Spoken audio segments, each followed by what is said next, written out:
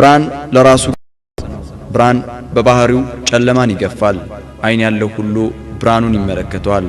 ኢስላም ከእምነት ጽልመት ወደ እምነት ብርሃን የሰው ልጆችን ሁሉ ያሸጋግራል። ኢስላም ብቸኛው ብርሃናዊ ጎዳና። ቁርአን ከጌታ ከአላህ ሱብሓነሁ ወተዓላ ዘንድ በታላቁ መላእክት በጅብሪል አለይሂ ሰላም አማካኝነት ለነብዩ ሰለላሁ ዐለይሂ ወሰለም ወደ ታላቁ መልእክተኛ የተላከ ለሰው ልጆች ሁሉ ብርሃን ገላጭ ይሆን ዘንዳ የወረደ በታላቁ ወር በረመዳን ለሰው ልጆች ሁሉ የተሰጠ ታላቅ መጽሐፍ ነው። ጂሃድ ማለት ከፍተኛ ጥረትና ትግል ማድረግ እንጂ የሰውን ነፍስ በማጥፋት ጀነትን መመንዳት ማለት አይደለም።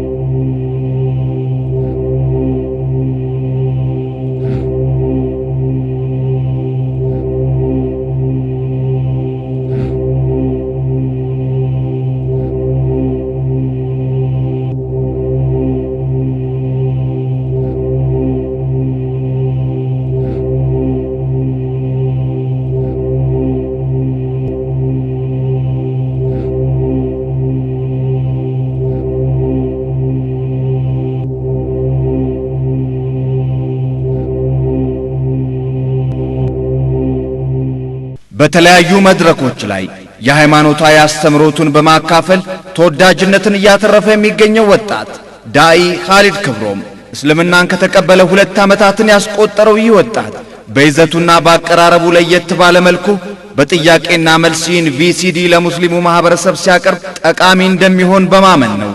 የከዚህ ቀደም የወጣቱ ስራዎች ቁርአንና ዘመናዊ ሳይንስ፣ የእስላም ውበት፣ በእስላም ጥላ ስርና ሌሎችም ይገኙበታል። በዚህ ቪሲዲ የተጠቀምናቸው የቁርአንና የሐዲስ ጥቅሶች በእንግሊዝኛ ቋንቋ የተወሰዱ ናቸው። ከደራሲና ተርጓሚ አብይ ጣሰው ጋር ወደ ብርሃናዊ ጎዳና እንዴት እንደመጣ የተደረገው ውይይት በዚህ መልኩ ቀርቧል። ብርሃናዊው ጎዳና። ኢየሱስ የመጣው የውርስ ኃጢአትን ለመደምሰስ ነው ብለን እንኳን ብንስማማ አንዳንድ መለወጥ ያለባቸው ነገሮች እስካሁን አልተለወጡም። ኢስላምስ አምላክን እንዴት ነው ያቀረበልህ? ይህ ማለት ደግሞ ኢየሱስ ሞትን ድል ሊያደርግ ዓለምን ሊያድን ከሚለው የኢየሱስ ተልእኮ ጋር የውርስ ኃጢአት ከኢየሱስ መለኮታዊነት ጋር የተያያዘ ነው። የኢየሱስ መልእክት ወይንም ሚሽኑ በቅዱስ ቁርአንና በመጽሐፍ ቅዱስ ተመሳስሎሽ እንዳለው فإن حاجوك فقل أسلمت وجهي لله ومن اتبعني وقل للذين أوتوا الكتاب والأمين أأسلمتم فإن أسلموا فقد اهتدوا وإن تولوا فإنما عليك البلاغ والله بصير بالعباد. كوندنا متى خالد ከተለመደው ጥያቄ ልጀምር። ወደ እስልምና እንዴት ልትመጣ ቻልክ? In the name of Allah, the most gracious, the most merciful. Whatever is in the heavens and whatever is on earth glorifies Allah, the Almighty and the All-Wise. Surah Kash, chapter 59, verse number 1. በአላህ ስም እጅግ በጣም ሩህሩህ እጅግ በጣም አዛኝ በሆነው በሰማያትም በምድር ውስጥም ያሉት ሁሉ አላህ Subhanahu Wa Ta'ala ከጎደሎ ባህሪያቶች ያጠራሉ። እርሱ አላህ ብሎ ማለት አሸናፊውና ጥበበኛው ነው። ሱረቱል ሐሽር ማዕራፍ 59 ቁጥር 1።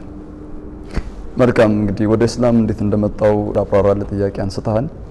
ያንን ጥያቄ በቀጥታ ከመመለስ ያስቀድመው ግን በክርስትናው ዓለም ሳለው የክርስቲያን መመሪያ መጽሐፍ የሆነውን መጽሐፍ ቅዱስን አነብ ነበር። መጽሐፍ ቅዱስን በማነብበት ወቅት መጽሐፍ ቅዱስ ላይ ያገኘኋቸው የራሱ የሆኑ ጥያቄዎች ነበሩ። በስላሴ ዙሪያ፣ በኢየሱስ ክርስቶስ አምላክነት ዙሪያ፣ በውርስ ኃጢአት ዙሪያ፣ የነቢያቶች ክብርና ደረጃ፣ ዘመናዊ ሳይንስ በቅርቡ የደረሰባቸውን እውነታዎች መጽሐፍ ቅዱስ ደግሞ አስቀድሞ የገለጻቸው ነገሮች ከሳይንስ ጋር ፋክት ከሆኑ ሳይንሶች ጋር እርስ በርሳቸው የመጣረስ ሐሳብ፣ ሌሎችንም እንዲህ መጽሐፍ ቅዱስ ሰዋቢ የሆኑ ንግግሮች በውስጡ ማከሉ፣ እነዚህ ነገሮች የኔ ጥያቄዎች ነበሩና በጣም በርካታ ጥያቄዎች የነበሩኝ ጥያቄ በመጠይቅበት ወቅት ምላሽ አላገኘውም። እኔን ሊያረካ የሚችል የውስጥ ጥያቄን መመለስ የሚችል መልስ አላገኘውም ነበር። ከዛ በኋላ በአንድ ወቅት በቤተክርስቲያን ውስጥ አንድ አስተምሮት ተጀምሮ ነበር ለአንድ ለሁለት ወር። ያ ትምህርት በመጽሐፍ ቅዱስ ዙሪያ ላይ ብቻ ያውጠነጠነ ሳይሆን በእስልምና ላይ ያውጠነጠነ አስተምሮት ነበር ያ ትምህርት በምንማርበት ወቅት ስለ ቁርአን